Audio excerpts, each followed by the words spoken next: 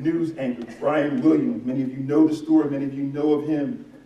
I love the way he gives the news. He gives it in a straightforward fashion, but we found out a year or two ago that when Brian Williams was telling some of his stories, he would tell stories to put himself in that the role in the story was greater. He would tell how not only was he there, but he fought the bad guys, and now I'm the hero. He would elevate himself. He would embellish the story. And you know, he's not the only one.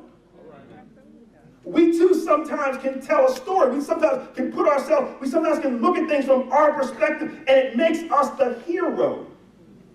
And God opposes the proud.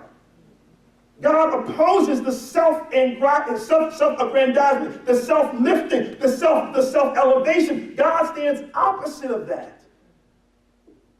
So we have to ask ourselves, are we moving in pride or moving in humility? This idea of pride is not something that needs to be taught. It is natural. We don't have to be taught. You don't have to go to a class to learn how to elevate yourself or to see things through your own perspective or to tell stories through your own eyes or your own viewpoint. That is natural. It's part of our sinful nature. But now that Christ has died for us on the cross, according to Romans chapter 6, verse number 6, he's rendered our sin nature to zero.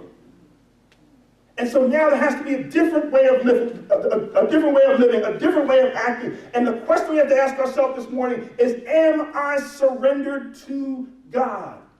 Is my life completely, totally surrendered to God? Don't answer quickly. Answer meditatively. Ask God, God, is my life really surrendered to you? I know I said I gave my life to Christ, but I now need to ask you, am I really surrendered? Am I really turned over? Am I really trusting you? Am I really allowing you to shepherd me? Or is my next step coming from my mind or my thoughts or my education or my pocket or my bank account? Am I really totally surrendered to God?